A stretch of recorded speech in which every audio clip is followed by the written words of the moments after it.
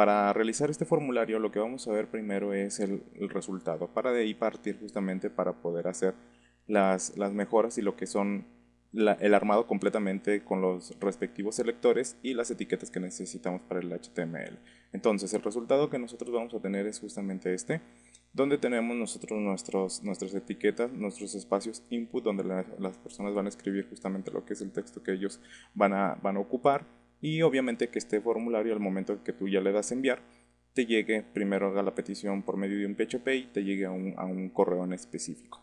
En lo que es nuestra parte de la hoja de estilos que ya previamente tenemos ligada a nuestro XHTML, o si no lo hemos cargado, bueno, pues empezamos justamente con esta parte y empezamos a crear lo que son los identificadores. Aquí tenemos señalado con este símbolo de numeral que es un ID, y este ID se va a llamar formulario. Este formulario tiene como medidas 400 píxeles de ancho y tiene solamente un relleno de la parte superior e inferior de cero. No queremos ningún espacio de relleno en esa parte, pero sí queremos que tanto en izquierda como derecha tenga 10 píxeles para que me permita la separación entre los diferentes elementos que se pueden llegar a tener. Le vamos a dejar un margen de cero y este, como lo habíamos comentado previamente, lo vamos a flotar a la izquierda. Este identificador es el que va a contener todo lo que son nuestros elementos de formulario. Dentro de estos elementos de formulario tenemos el primero, que es cada uno de los elementos donde nosotros vamos a introducir el texto, se llaman input y es un selector tipo, no tiene ningún identificador o una clase o un punto que indica esta parte del punto. En este caso empieza tal cual lo que es el punto y empezamos a declarar lo que son sus atributos y valores. Para empezar, como necesitamos nosotros que nos quede a un lado primero lo que es la etiqueta y a un lado lo que es el input, entonces vamos a utilizar esto del flotado a la izquierda. Flotamos entonces lo que es a la izquierda para que nuestros elementos del input, la parte del contenedor, del borde, no se vea muy delgada y que se vea el texto muy encimado. Vamos a darle un pequeño relleno. Para eso vamos a utilizar las unidades relativas, el em, y vamos a agregarle solamente un punto 2 em.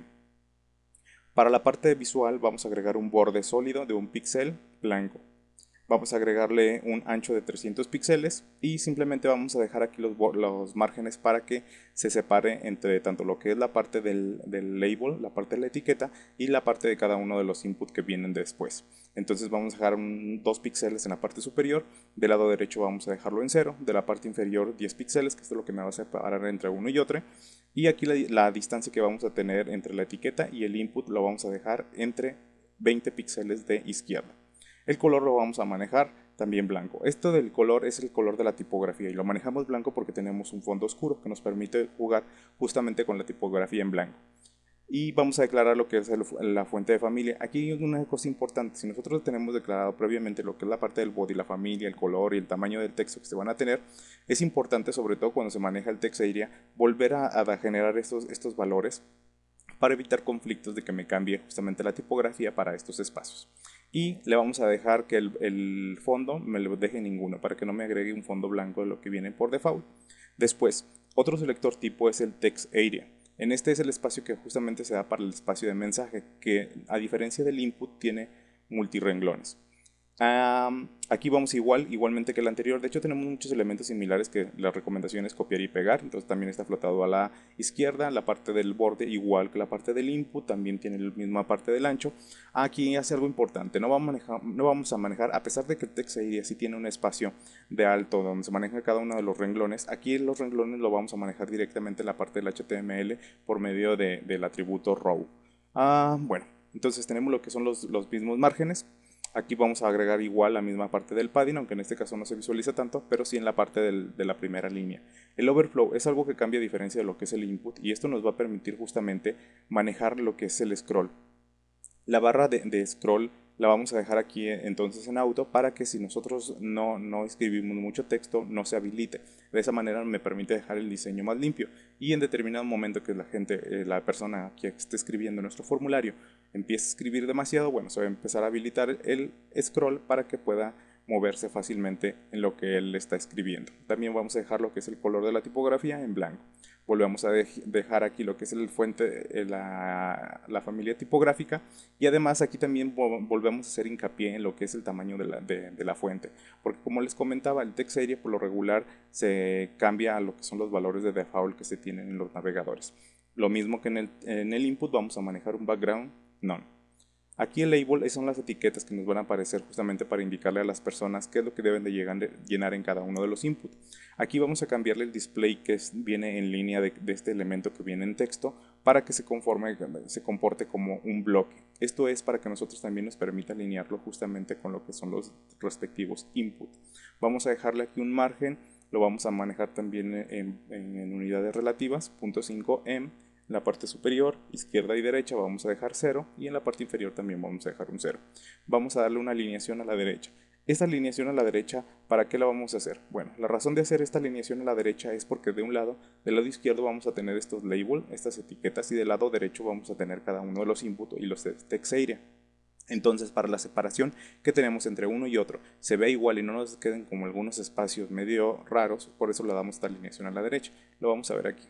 Entonces, este espacio que tenemos, por eso le estamos dando esta alineación a la derecha, porque por ejemplo esta parte del identificador, si le diéramos una alineación a la izquierda, tendríamos un espacio mayor de aquí hacia el inicio de su respectivo input y lo mismo de estos tendríamos más cortos o más largos. De esta manera todos los espacios son iguales y simplemente el espacio restante lo dejamos a un lado y no nos causa tanto conflicto. Entonces tenemos lo que es esta parte de la etiqueta, que es donde justamente nos habíamos quedado. Y seguimos, este tiene un ancho de 70 píxeles, lo flotamos a la izquierda, esto ya lo habíamos visto, este va a estar primero, va a estar el label primero, después va a estar su input, entonces va a quedar uno al lado del otro. El color va a ser de la fuente tipográfica, igual va a ser blanco. Hay selectores tipo que se llaman button, pero nosotros lo vamos a realizar como si fuera una clase, por eso le antecedemos el punto. ¿Y por qué lo hacemos de esa manera? Porque vamos a cambiar los valores que tenemos tradicionalmente y no queremos el clásico botón. Entonces, en esa clase que vamos a hacer, vamos a dejarle un borde de un píxel, lo vamos a dejar sólido y ese borde lo vamos a dejar con este gris 666. El fondo lo vamos a manejar gris, un gris más claro. Esto es para en relación con los otros botones que tenemos en nuestro sitio que generamos. Aquí en este caso le vamos a decir que se comporta también como bloque y vamos a manejar los márgenes que me van a separar cada los elementos que están hacia los lados. 2 píxeles en la parte superior, 0 del lado derecho, 10 píxeles en la parte inferior y 10 píxeles del lado izquierdo.